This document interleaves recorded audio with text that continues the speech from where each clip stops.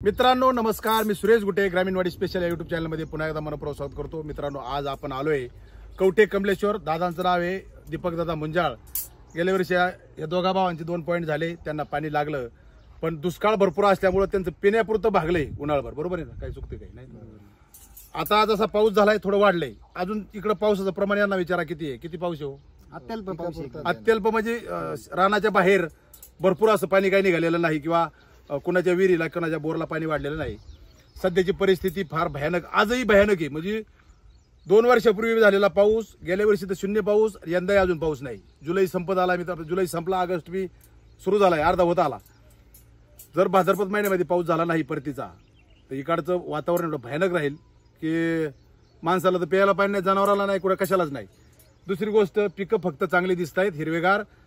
मुळमुळ येते, एक छोटासा बघा पाठीमाग आबाळ वर दाखवा, आबाळ येते, थोडं नुसता फवारा आणून जाते, अत्तरचा फवारा आणल्यासारखं, आणि पिकाची तेवढी ताण भागवते, बाकी भूगर्भाची काय ताण भागलेली नाही।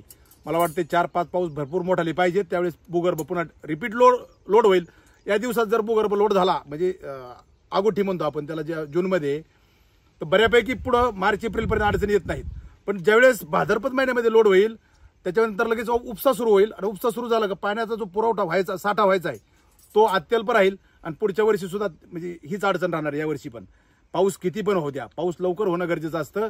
तसं आमच्या गावाला झालं, आमच्या गावाला ओढे नाले तळे फुल वावरं उपाळेत, त्याच्यामुळे आम्हाला तरी सहसा अडचण अजून आली नाही।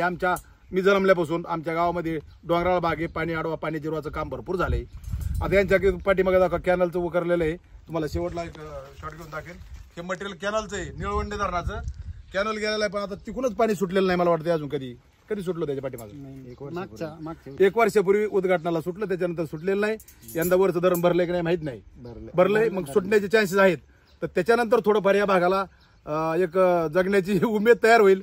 पण जर पाणीच नाही सुटलं तर करायचं काय? तर आपण इथं आलोय, त्यांचा विहिरीचा पॉईंट फायनल करायचा होता, त्यांचा पहिले 2 आणि 3रा पॉईंट आहे। आणि भरपूर छान स्वभाव आहे दादांचा, भरपूर कॉन्टॅक्ट झाल्यानंतर यंदा आपल्या या भागामध्ये ज्यादा रुटीन झाली नाहीत, त्याच्यामुळे यांचं भरपूर दिवस मला म्हणत होते, सर या आपल्या विहिरीचा पॉईंट फायनल करायचा आहे। शेवटी विहिरीचा पॉईंट झालेला आहे फायनल। आता ज्यावेळेस व्हिडिओ बनवतील त्यावेळेस पाठीमागचं मटेरियल दाखवा। हे मटेरियलच्या दिशेने तोंड करूनच व्हिडिओ काढतील, किंवा पुढचे लिंबाचे झाड असतील 4-5, त्यावेळेस तुम्हाला कळेल। मला वाटतं तेवढ्या 1-2 महिन्यामध्ये विहिरीचं काम सुरू होईल। पाऊस जर नाही झाला तर, पाऊस झाला तर दिवाळीनंतरच होईल असं मला वाटतं। बरोबर आहे की नाही? तर मला असं वाटतं विहिरीवर ज्यादा जोर राहील यावर्षी। गेल्या वर्षी आपण फक्त दुष्काळी परिस्थिती असल्यामुळे बोरवेलला ज्यादा लक्ष दिलं, कमीत कमी पिण्यापुरतं गुराढोरांचं, लेकरांचं, बाळांचं भागावं। यावर्षी तुमच्या शेतीसाठी काम करायचंय, शेतीवर आपल्याला ज्यादा काम करायचं। म्हणजे बाबा 2 एकर, 4 एकर, 5 एकर, 2 एकराच्या पुढे किती असू द्या। आज मी एक 1.25 एकरावर पॉईंट देऊन आलो विहिरीचा। त्यांना फार म्हणजे त्यांची शेती करण्याची टेक्निक 10 एकराच्या बराबरीची आहे, आणि जेवढं 10 एकरात उत्पन्न नव्हतं तेवढं ते 1 एकरात, 1.5 एकरात काढतात। मला असं वाटतं विहीर असणं फार गरजेचं आहे। विहिरीत होणारा साठा, पाणी तुमचं वेस्ट जात नाही। बोरवेल घेतला, होलमधून पाणी पुढे चालू आहे, तुम्ही 15 दिवसांनी चालू करता की 4 महिन्यांनी चालू करता, तो विषय वेगळा। मला असं वाटतं डेली विहिरीत साठलं, 4 दिवस साठवल्यानंतर तुमचं 1 एकर 2 एकर भरणं होतं। म्हणजे तुमचं एकरभर जरी क्षेत्र एका विहिरीवर जिवंत राहिलं तरी उन्हाळ्यामध्ये तुम्हाला फार मोठा त्याचा फायदा किंवा आधार मिळणार आहे। तर मित्रांनो, विहिरीचा पॉईंट इथं ज्यादा दाखवता येणार नाही।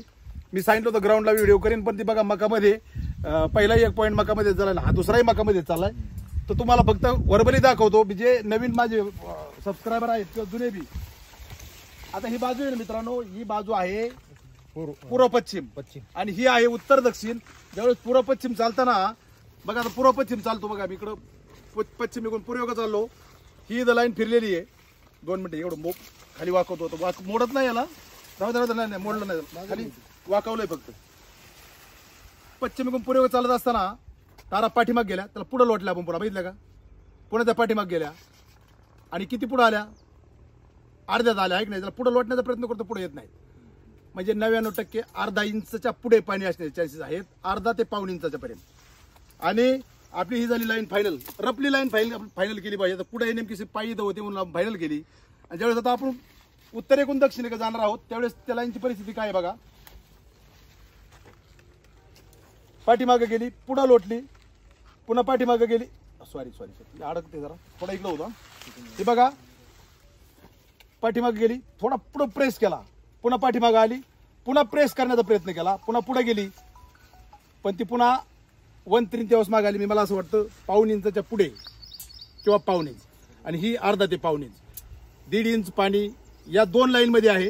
आणि हा विहिरीचा पॉईंट आहे कशावर, इथं आपण रफली पॉईंट फायनल केला बघा. ही एक लाईन आणि ही एक लाईन, हा झाला त्याचा रफली पॉईंट. आता त्याला तुम्हाला कालच्या व्हिडिओमध्ये सांगितलं पार्ट 6 मध्ये की याचा परफेक्ट क्रॉस कसा तयार करायचा.